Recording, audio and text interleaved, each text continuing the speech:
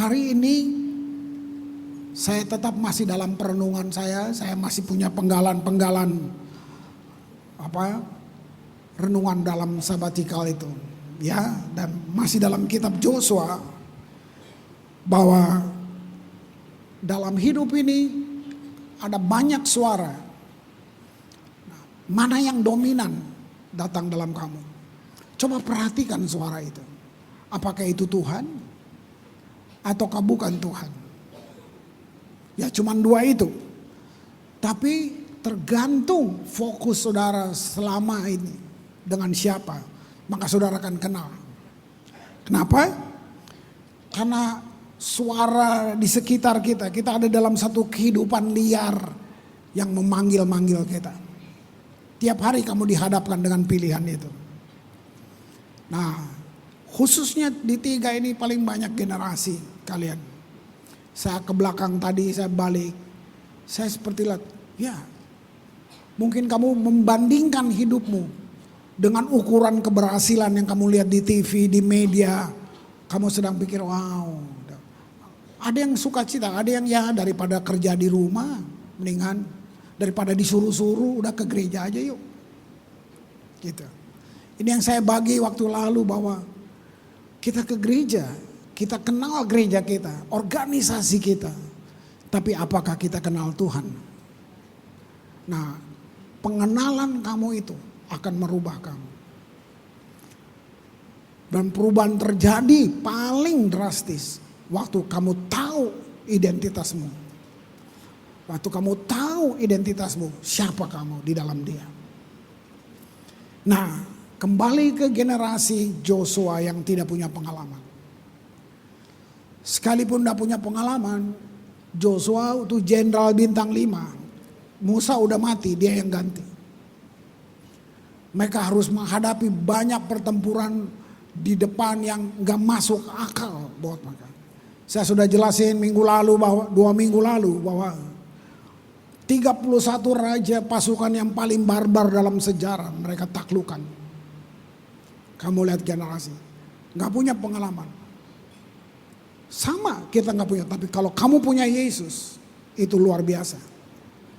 Nah ini bukan agama, bukan statement agama, enggak, aduh saudaraku. Ini saya renungkan lagi gitu. 26 tahun karena waktu saya duduk merenung seperti itu, Tuhan seperti deal dengan kamu bikin apa? Apa yang kamu ajarin? Gitu. Kalau orang musik dia bisa jelasin, tanya, musik itu apa? Dia bisa jelasin. Dokter misalnya ditanya, dokter itu apa? Dia bisa jelasin, dia sekolah kedokteran. Tapi banyak kita ke gereja puluhan tahun, tapi waktu ditanya kekristenan apa? Tunggu ya, saya tanya pendeta dulu ya. Bayangin kita tidak mampu jelasin, berarti apa? Kita cuma punya agama, kita tidak benar-benar ketemu dengan Dia, kita tidak kenal dengan Dia. Nah kalau saudara punya pengalaman itu, nggak peduli kamu masih muda, kamu akan dengan tegas, tanpa goyang, tanpa ragu pun kamu bisa jelasin apa itu Kristen. Christ in me itu. Padahal itu nama ejekan di Antioquia buat orang percaya. Kristen itu nama ejekan. Tapi orang percaya dibilang mereka nggak peduli dengan itu. Kenapa mereka diejek? Karena mereka berbeda. Gitu, bukan karena mereka penjahat, tapi karena mereka berbeda. Nah ini yang mesti kita jawab keluar sana. Mari kita lihat Joshua masih pasal yang pertama. Walaupun dia hebat, ini perkataan Tuhan buat dia, ayat yang ke-7. Kuatkan, teguhkanlah hatimu. Kata hanya itu berarti gini, oke, lu udah bikin semuanya, lu udah perang, kamu udah hebat.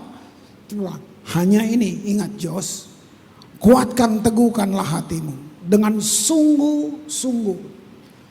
Ya. Waktu itu bicara buat saya, kamu sungguh-sungguh gak Kris? Gitu. Bertindaklah hati-hati sesuai dengan seluruh hukum yang telah diperintahkan kepadamu oleh hambaku Musa. Jangan menyimpang ke kanan atau ke kiri, supaya kau beruntung kemanapun kau pergi. 8.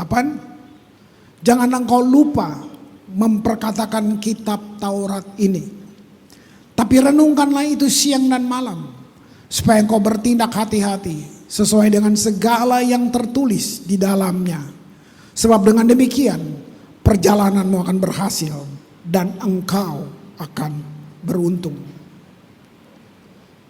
Kira-kira Tuhan bicara dengan Joshua, Tuhan sedang bilangin, "Hey Jos," atau hari ini saya bilang, "Hai generasi," gitu. Setelah 26 tahun saudara yang ikut dengan saya dari awal, hari ini, hai, kalian dengar. Tuhan bilang, tidak cukup kamu bisa tahu tentang hukum Musa. Enggak cukup kali ini, tidak cukup kamu hanya tahu Alkitab. Kamu sudah ikut kelas pertumbuhan, kamu ikut Kingdom Life, apa aja, di KM apa semuanya. Kamu mungkin sudah mengembalakan. Hari ini Tuhan sedang bilang, tidak cukup itu. Tapi Tuhan mau gini, izinkan firman Alkitab yang menguasai kamu. Bukan kamu tahu ayat-ayatnya di mana, tapi apakah ayat-ayat yang kamu tahu itu dia sudah menguasai kamu apa enggak. Ini yang akan membuat hidupmu nanti berbeda ke depan. Tentu enggak diragukan bahwa dia jenderal. Tapi untuk jenderal itu Tuhan perintahkan, enggak ada yang lain, enggak ada metode yang lain. Dalam Sabat itu supaya Tuhan perintah kamu kembali lagi ke situ. Kalau saya boleh jelasin bahwa dari 26 tahun lalu kita mulai di sini. Kita enggak tahu banyak. Semua enggak tahu banyak. Tapi ada satu yang bikin kita berjalan. Nah, kemarin saya discuss dengan semua staff. Jangan sampai ini buang. Hari ini jemaat, kalian yang ikutin dari awal. Waktu kita mulai membangun atau kita menjalani rumah Tuhan di Amon.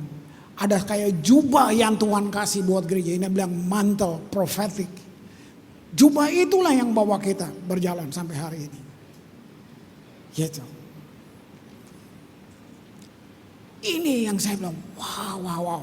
Mulai dari pelayanan kampus ministry, Risendo masih di kampus, kita nggak tahu banyak. Apa bedanya? Mungkin kita tahu 2, kita bikin dua-duanya. Kita tahu 3, kita bikin 3. Ada yang tahunya 10, cuma bikin 2. Buat apa? Itu. Kita bukan mempertebal kita punya pengetahuan, tapi berapa banyak yang kita dapat. Kita juga nggak jalan mulus. Banyak batu-batu terjal, kerikil-kerikil tajam yang kita lewatin, tersandung lagi. Tapi saya ngerti ada satu jubah profetik yang bawa kita. Apa sih profetik? Profetik tuh bukan apa ya? Bukan seperti positive thinking, bukan kayak gitu, bukan. Bukan motivator, bukan. Kamu bisa ikut pembicara motivator yang bagus-bagus di sana. Saya encourage anak saya di sini, jangan ikut, jangan kepengen jadi seperti itu. Tapi kalau kita profetik, saudara, profetik itu cuma satu, kamu dengan firman di dalam kamu. Saya temukan lebih dalam lagi tentang apa sih profetik. Profetik itu Allah menghembuskan nafasnya di dalam kamu sehingga keluar kata-kata kehidupan. Itu bukan cuma buat pendeta. Itu buat setiap saudara yang percaya. Kalau saudara bergaul dengan firman, kamu profetik. Kamu ngomong sederhana dengan temanmu di kantor, di mana aja, sambil main, sambil makan, sambil ngopi. Kamu bisa ngomong sederhana aja. Tapi kalau profetik di dalam kamu, apa yang kamu omongkan ada nyawa di dalam perkataanmu. Dan itu membuat temanmu akan bilang, dari mana kamu tahu ini? Ini yang saya bilang. Itu beda dengan motivator. Itu beda dengan cuman positive thinking. Beda.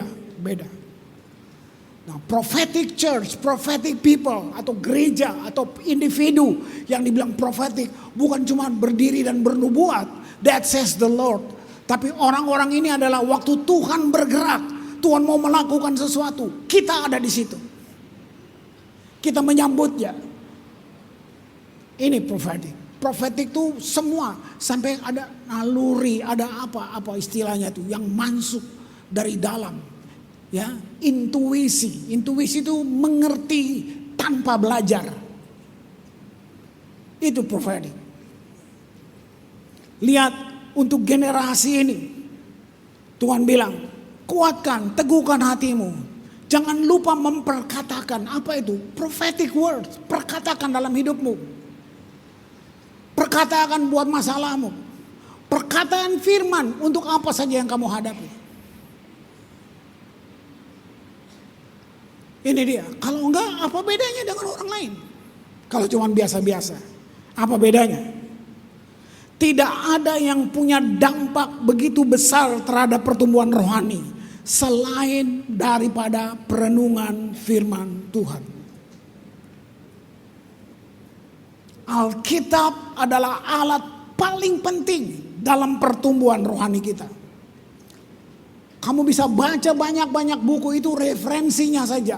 Tapi firman mesti di atas semuanya. Pegang itu.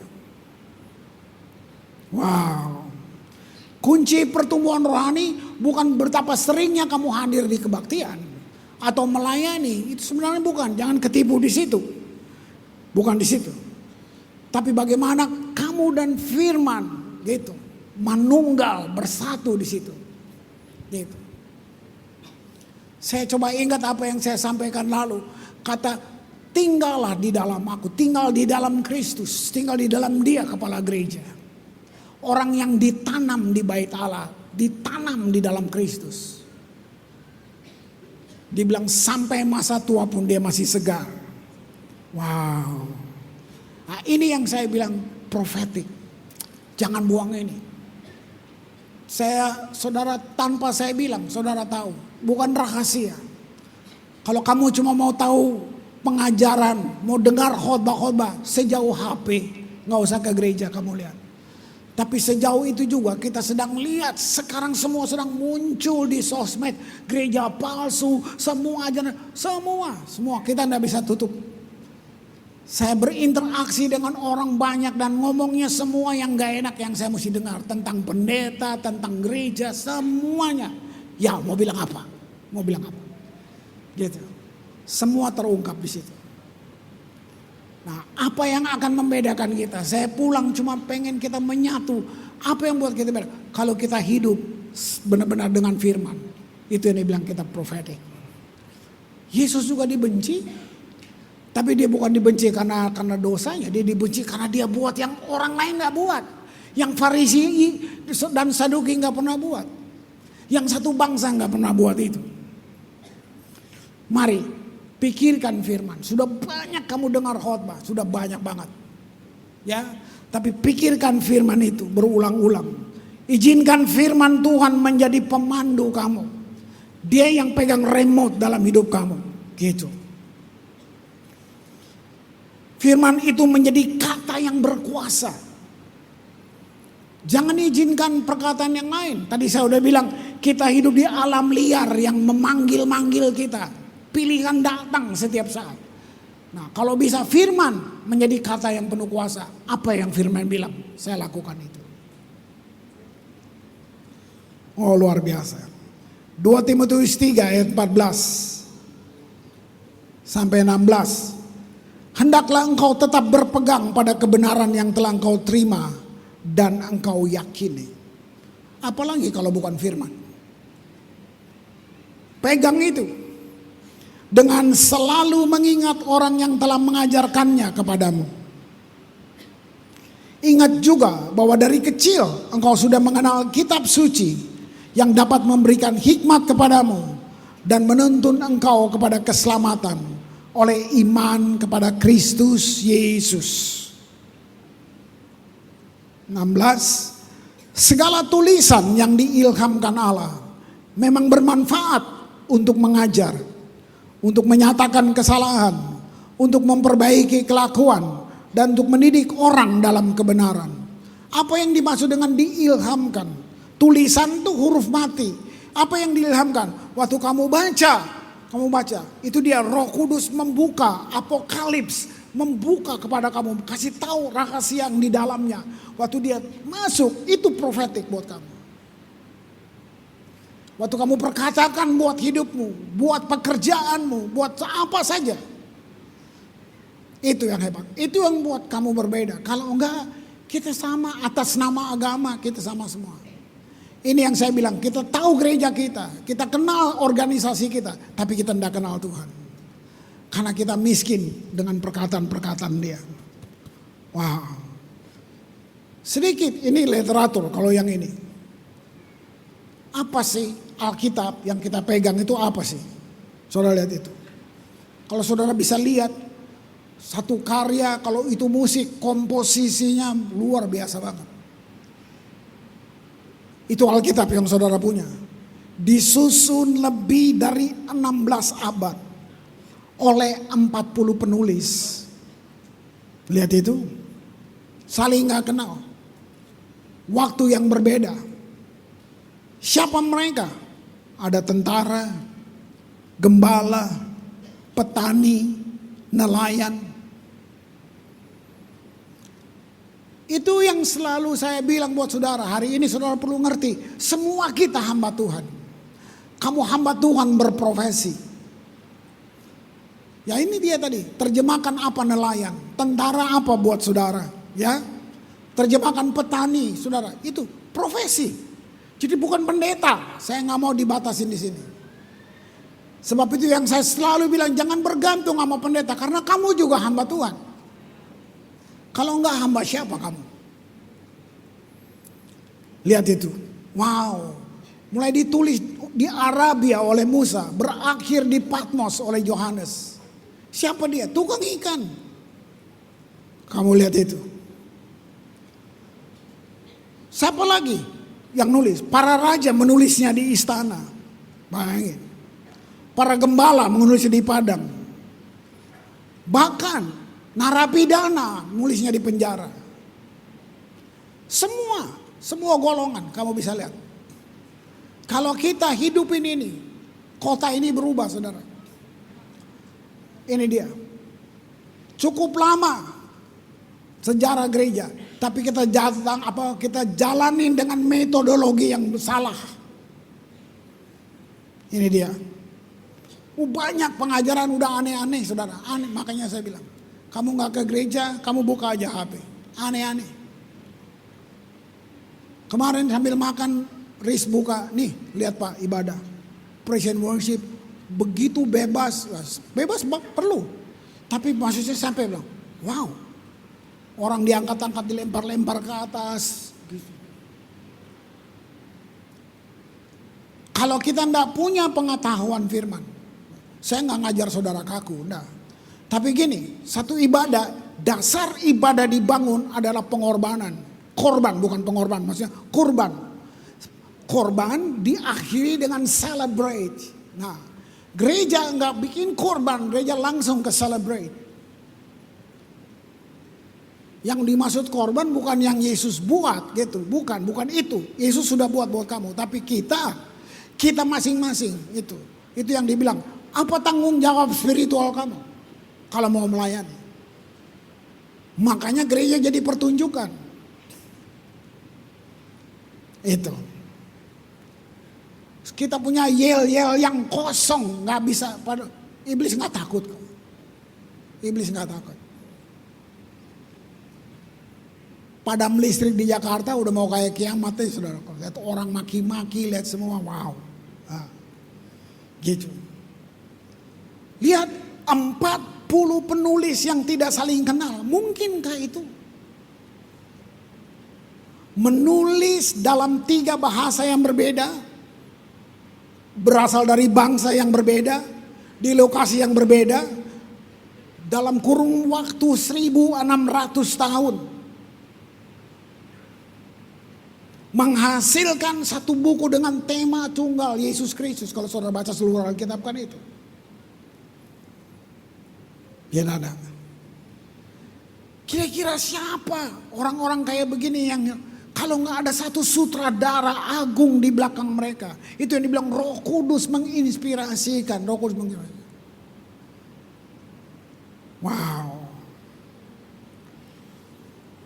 Halaman-halamannya berisi kira-kira 300 nubuatan lebih gitu. Yang sudah digenapi oleh Yesus. Sisanya kita yang akan genapi generasi ini. Lihat, teruji dari waktu ke waktu. Dibilang sesat, dibilang palsu, semuanya. Jadi waktu orang ngomong itu masalah, kamu bukan orang pertama. Sudah jutaan orang ngomong kayak kamu gini. Dan dia tetap teguh. Saya nggak goyang hanya gara-gara kamu nggak yakin. Saya rasa Yesus bukan Tuhan deh. Bayangin. Bukan kamu kok. Puluhan tahun, ratusan tahun sebelum kamu udah banyak yang hujat dia. Tapi dia nggak goyah. Kalau saudara dan saya nggak punya fondasi ini, apa yang mau kita bikin, saudaraku? Wow, Yohanes 8:32. Dan kamu akan mengetahui kebenaran. Kebenaran itu memerdekakan kamu. Dan kebenaran itu memerdekakan kamu. Kebenaran yang kamu terima waktu baca firman. Dia ngapain? Dia membentuk kamu. Dia bentuk ulang hati kamu yang tadinya ragu-ragu. Yang buat kamu bisa tahu apakah Alkitab berdampak nyata. Wow. Sudah dengar dan lihat banyak.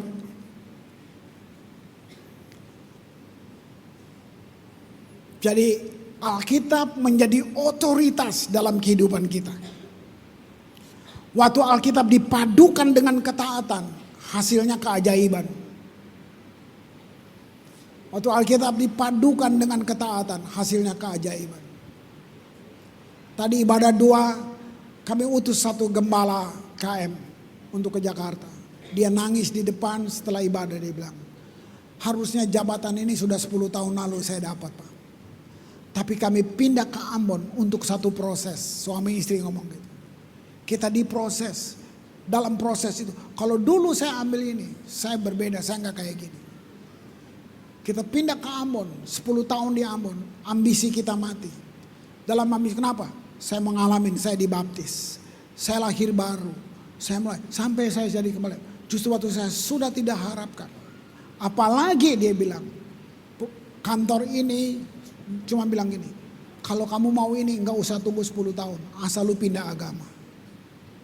Sekarang juga lu dapat. Dia bilang, tapi waktu Sami mulai bertumbuh di Ambon, kami sudah nggak butuh dengan hal itu. Sekarang yang nggak mungkin buat orang banyak, sekarang kami. Tadi kita doakan utus dia. Saudara tahu visi gereja ini? We help you to fulfill your destiny. Apa destiny, saudara?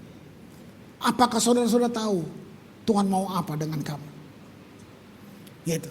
Apakah kamu sekolah karena disuruh orang tua? Atau kamu ketemu destiny yang Tuhan mau, sehingga kamu bilang, saya mau ini. Ini saatnya, mari kita datang ke firman Allah yang segalanya, gitu. Wow, luar biasa. Satu contoh lagi. Satu kali Yesus berkata kepada murid-muridnya, marilah kita bertolak ke seberang. Itu perkataan dia. Dia nggak bilang gini, mari kita bertolak ke seberang. Nanti di tengah laut ada badai, lalu kita tenggelam dikit. Dia nggak cerita itu. Memang Alkitab cerita datang badai, tapi Yesus tidak bilang itu. Yesus cuma bilang mari kita bertolak ke seberang. Apa arti perkataan itu? Artinya Yesus sudah kasih tahu hasil akhir kamu. Mari kita ke seberang. Dia nggak bilang apa yang akan di tengah. Dia nggak perlu dengan itu. Dia kasih tahu hasil akhirnya. Waktu mereka menyeberang, datang angin, badai. Mereka dengar suara angin. Mereka lupa suara Yesus. Bilang kita akan sampai di seberang. Sama dengan saudara dan saya. Sekalipun saya pendeta. Begitu banyak saya lebih dengar suara angin, badai yang datang di luar. Daripada apa yang firman bilang. Nanti baru nyesel. Hari ini mulai dari saya dan kepada saudara. Buat generasi. Mari, mungkin kamu gak percaya ada glorious day, ada hari kemuliaan. Karena kamu pikir, wah saya gak pernah rayakan ulang tahun. Hey, Kalau kamu masih punya napas hari ini, kamu tahu gak Tuhan punya rencana buat kamu? Saya nggak tahu, mungkin 5-10 tahun lagi saya sulit ketemu kamu. Kamu sudah sangat penting, mesti lewat sekretaris ketemu kamu. Ya. Ini coba pikir, lihat itu. Karena kita ukur selalu dengan apa yang dilihat mata, kita pikir itu. Angin datang, mereka lupa perkataan Yesus. Badai datang buat hidup saudara. Angin menderu. Perahu kehidupan kita digoyang, diombang-ambingkan. Entah itu pernikahan, karir saudara. Gitu. Seakan-akan kamu gak punya pilihan. Hari ini pertanyaan, kamu mau dengar Kristus atau krisis?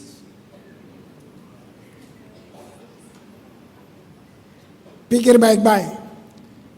Glorious days, masa kemuliaan. Cuma butuh satu hal, kepercayaan penuh pada firman Allah.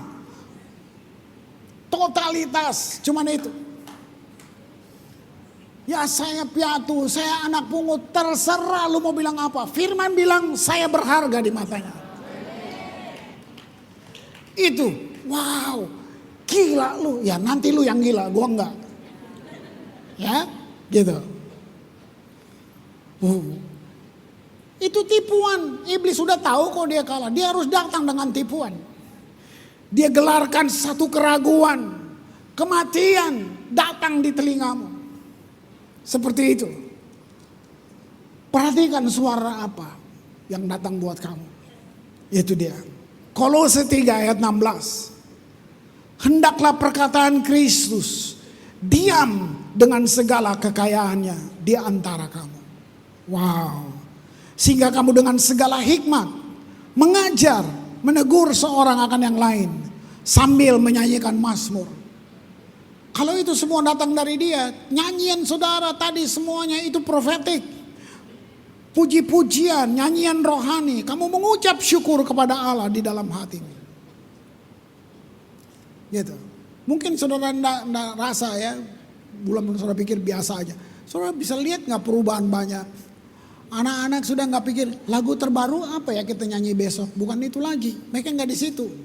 Mereka sudah jalan dengan firman, jalan dengan Tuhan. Mereka udah rasa apa momentumnya yang Tuhan mau. Gitu. Wow.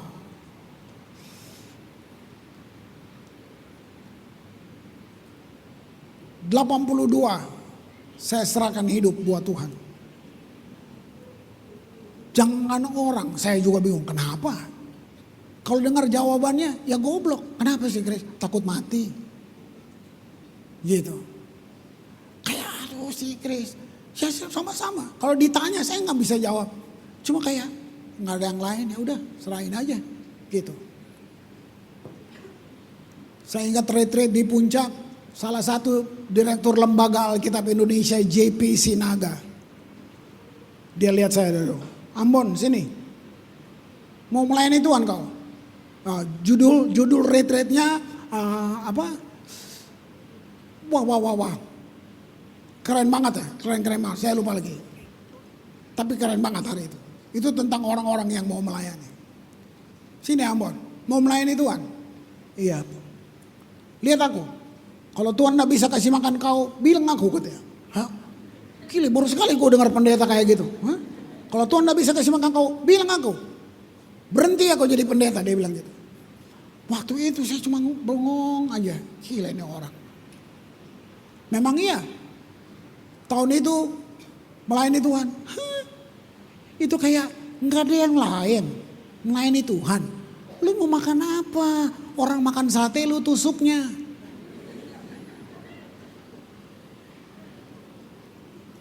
Hari ini semua pengen jadi pendeta.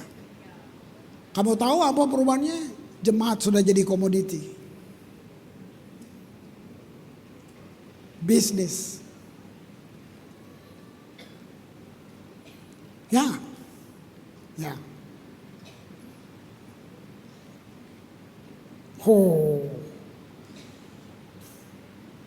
Tapi waktu itu tahu apa saya? Cuma beli bengong. Hari ini kalau kita coba lihat ke belakang, mana mungkin saya bisa jalanin ini. Nah ini juga sama buat saudara. Nggak ada superstar dalam kerajaan Allah. Nggak ada anak emas. No, Tuhan sayang kita semuanya. Bukan karena kamu melayani Tuhan sayang kamu. No, dia sayang kamu, titik.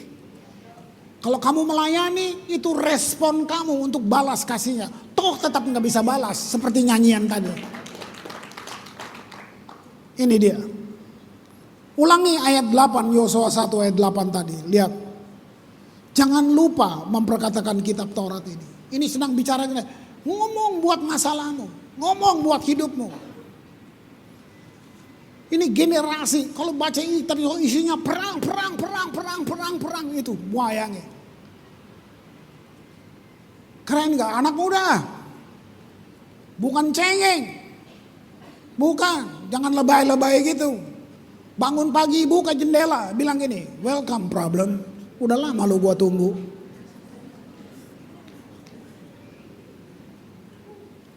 Iblis stres kalau lu kayak gitu. Perkatakan itu. Wow. Renungkan siang dan malam. Keren ya. Saya ambil terjemahan lain. Yang bahasa sehari-hari, ambil terjemahan lain, coba lihat. Nah, buku hukum itu harus selalu kau bacakan kepada umatku. Sama tadi waktu nyanyi, Ajub bermazmur buat saudara bernubuat, itu seperti ini. Sama aja saudara saudara ucapkan sesuatu, bacakan kepada umatku. Pelajari buku itu siang dan malam, supaya selalu kau melaksanakan semua yang tertulis di dalamnya. Kalau engkau melakukan semua itu, kamu lihat kata-kata ini, hidupmu akan makmur dan berhasil. Lihat ini. Inilah apa yang ada dalam perjanjian lama, satu-satunya dalam perjanjian lama, di mana kata sejahtera atau makmur dan berhasil ditemukan berdampingan. Keren gak saudara lihat itu? Jadi artinya gini, waktu kita jalan dengan firman Tuhan, kesejahteraan, keberhasilan itu udah datang paket buat kamu. Itu udah datang buat kamu. Nah hari ini tentu saya bisa cerita, tapi waktu saya mulai dulu, wah sama, itulah ketakutan yang nggak ada alasan, dagingnya yang ketakutan. Padahal kalau kita yakin benar, masa Tuhan yang panggil, Tuhan udah kasih makan. Hari ini saudara, janji kemakmuran ini bukan duit ya. Ini yang bahayanya orang Kristen atau pengajaran di gereja ya, kita mengasosiasikan kesejahteraan keberhasilan dengan uang. Alkitab nggak sepicik itu. Tapi kamu makmur, jiwa kamu makmur dalam semua kamu makmur di situ. Itu lebih dari uang. Ya kan? Di sini nggak ada, tapi kalau di Jakarta orang kaya banyak. Saya suka bilang, lu boleh naik Lamborghini, mati tetap naik ambulans.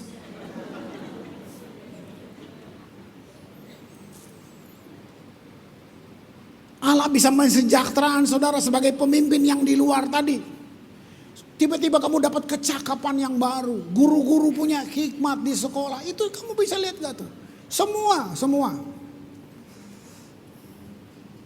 Mazmur bilang sampai masa tua pun masih menjadi gemuk dan segar. Ini orang tua ngumpul ceritanya ginjal lu udah kenapa? Lever lu kenapa? Ceritanya sakit. Gitu. Wow. Mazmur 1 kita tutup di sini. Mari tim worship naik lagi.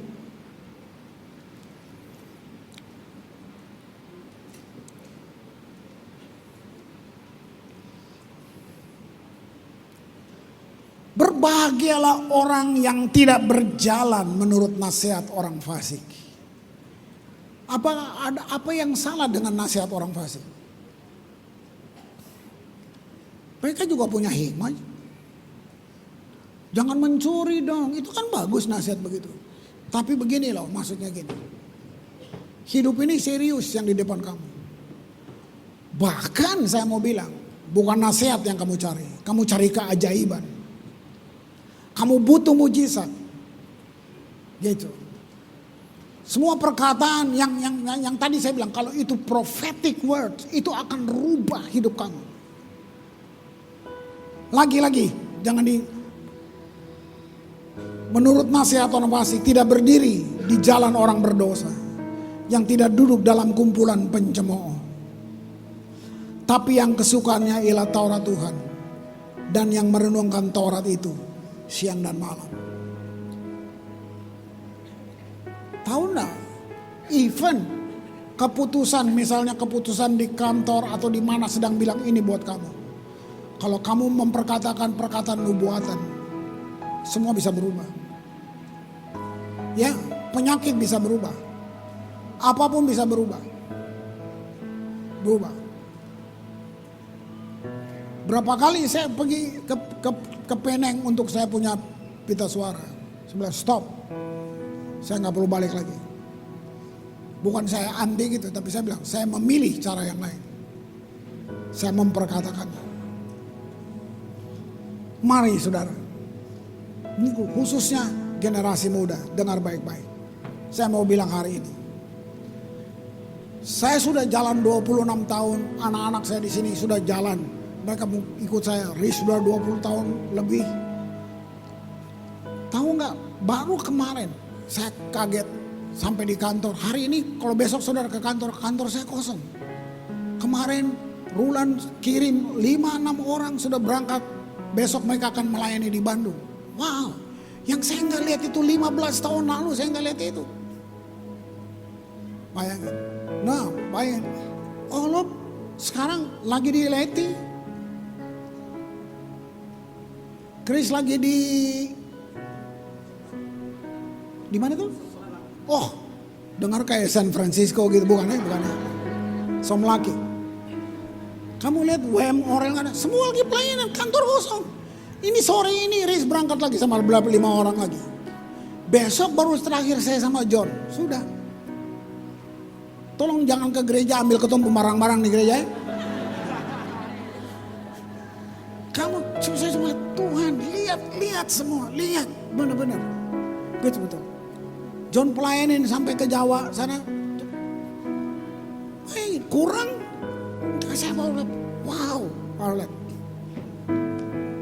Mari.